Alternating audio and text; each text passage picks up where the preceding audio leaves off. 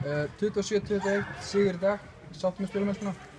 Ja, mjög sáttu með fyrri hálfleikinn, mér finnst hann alveg frábær hjá okkur og svona auðvitað er erfitt að koma inn í seinni með slíka yfirburði eins og við höfðum í fyrri hálfleik.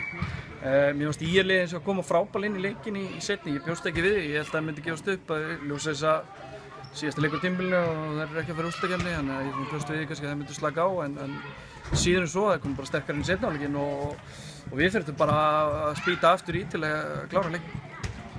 Þið eru í 8. sæti í töflunni núna. Svíti. Já, við erum í 8. sæti. Hvernig ertu sáttur með það? Já, þú veist, ég hefði viljað vera í 7. eins og er. Bara upp á að vera í 7. En við fáum þá væntanlega, ef við fáum Hauka og við erum búin að vera í 2 við Hauka og hörkurimum og þannig að það verður vonandi bara hörkuleikir. Hvernig er framhaldið hjá ykkur?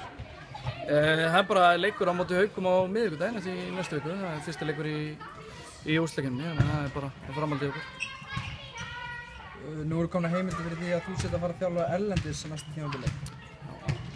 Hvað sem þú vilt segja um það? Já, ég meina, ef það verður hægt að sulla mig hérna fyrir ofan, þá skal ég...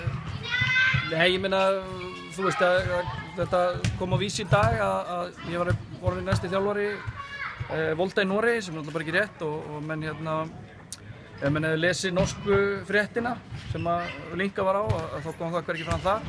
Hins vegar er ég að fara út til Noregs núna helgina að skoða aðstæður hjá Volta og svo bara mun það skýrast í framhaldinu eftir það.